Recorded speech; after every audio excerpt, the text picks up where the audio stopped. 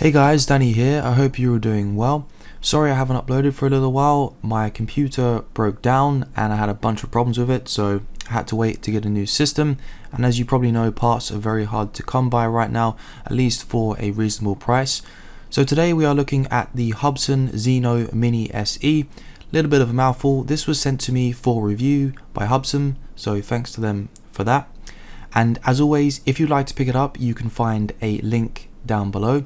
Now you'll see I have the 2 battery version, which comes with a little storage bag, which is really cool and just keeps everything nice and compact. The bag itself feels pretty decent quality, kind of the standard that you'd normally expect with something included with a drone like this. Included in the box also is your power plug, your batteries of course. I have 2 as I said. Also you get your cables for the controller, a user manual, a little screwdriver, some extra buttons for your controller, a micro USB, come on Hubsan, we need USB-C already, a controller of course, and also a multi-charger, which I'll show you in a minute. So that's just a quick rundown of what's in the box. We're now going to look a little bit closer of some of the things included. If you want to jump straight to the flight test, look down in the timeline below for the chapters. If we can trust these really old dodgy looking scales that I've got, this drone comes in at 149 grams without the battery, and with the battery you'll see it comes in of course at 249 grams as advertised.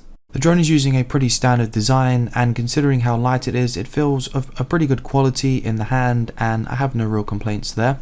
The camera, which is on a 3-axis gimbal, can go all the way down and then forwards. There's also an option I didn't have a chance to test, sorry about that, which will enable it to go a little bit higher.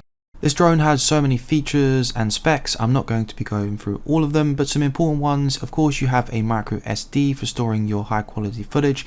You have a optical flow positioning system, a downward facing light, GPS, a whole bunch of sensors, of course your 4K 30 FPS camera on the front. You get brushless motors, and just generally this product is very well spec'd and I think very good for beginners despite its lack of obstacle avoidance, which I disagree with some people. I don't think you have to have this if you're a beginner, but it's definitely nice to have. Moving on to the controller, you're of course getting Hubsan's pretty standard controller that they include with most of their drones. It has detachable thumbsticks, and I just overall think this is a pretty solid designed controller. I've used it many times with previous versions and don't really have any major complaints. The phone holder generally feels pretty nice for me, and I think will hold most size phones. If you have a huge phone you might have a bit of a problem, but for most I think you'll be fine. It holds it nice and securely, and of course you have your really nice screen as well, which shows you all of your telemetry, your altitude, how many GPS satellites you're connected to, and you have a whole bunch of buttons for starting your recording, adjusting the camera gimbal, and so on. The controller has a built-in battery, which from my understanding can't be removed. The cable that connects to your smartphone from the controller keeps your smartphone charged up, and it can also be used to transfer firmware updates to the controller, and you can also update the drone easily as well. I really like the simple design of the multi-charger that's included. It doesn't charge all of the connected items at once, it will charge one at a time, so you can connect up to 4 batteries and also your controller, and it will start charging one of the items, and once it finishes it will then start charging another, then another, until they're all fully charged. So it doesn't simultaneously charge all of them, which I quite like because it makes more sense that if you just leave one of the batteries on there, you want one to kind of be fully charged and ready first. So if you're in a bit of a hurry, you have one full charged battery.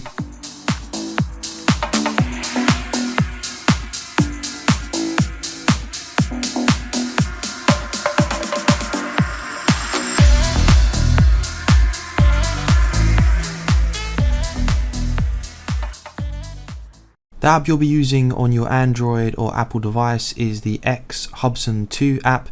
I've used this before and I've always had a pretty good experience with it. I haven't experienced anything really bad like crashing or just the app randomly closing, but this can be very dependent on the type of phone you're using. So if you're using quite an obscure Android phone that doesn't have very good support, then you could encounter issues. I'm using a Xiaomi Mi 9T and I do sometimes have the odd problems with apps, but with this app I didn't have any major issues, which is good.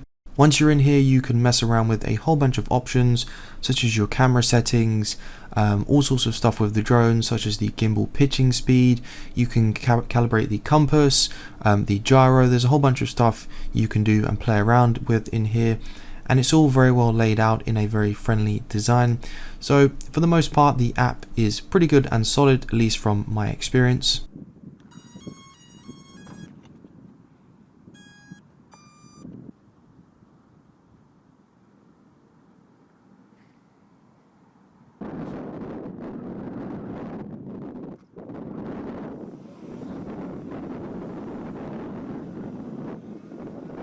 Due to the wind noise you probably just heard, I've had to remove the audio from my action camera so you can't hear the drone.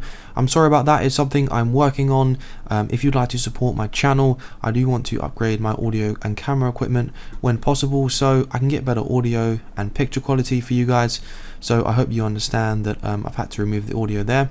Anyway, let's move on to how this drone performs and how it flies. So before I took it out here, I did do a little test in my back garden to see how stable the drone was, and it held pretty rock solid most of the time, and it just felt really safe and secure even flying in an enclosed space. Now you do have to remember this drone does not have obstacle avoidance like some of the more pricier drones, so you can just fly this straight into something if you're not careful.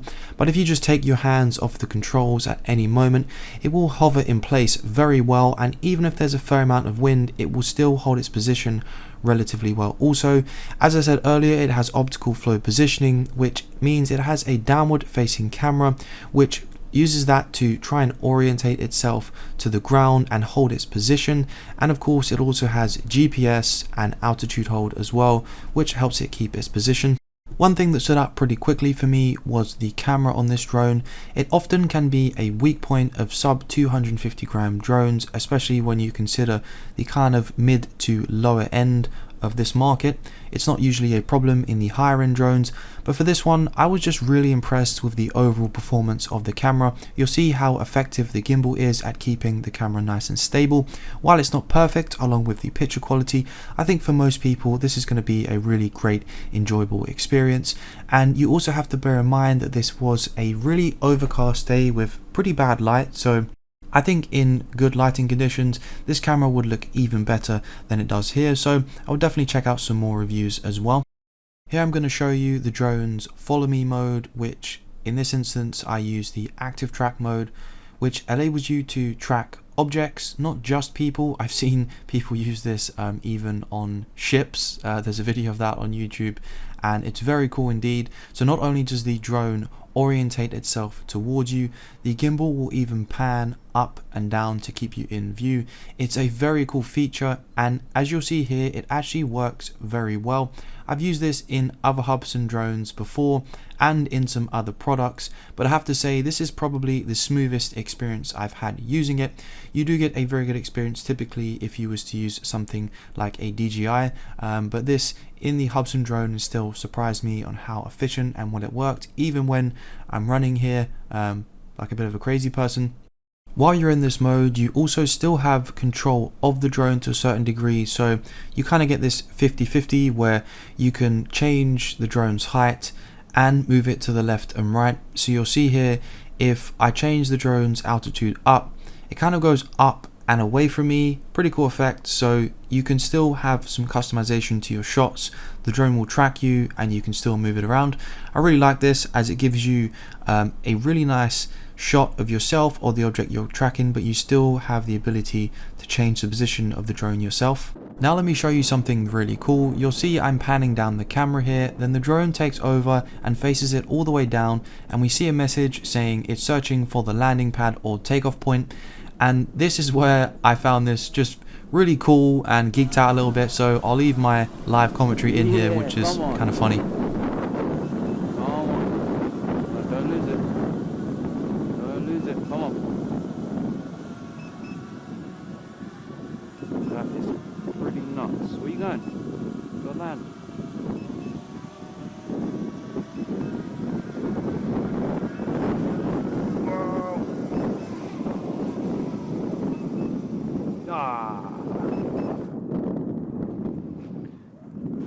Here I put the drone into expert mode, which gives you a higher degree of control and more power.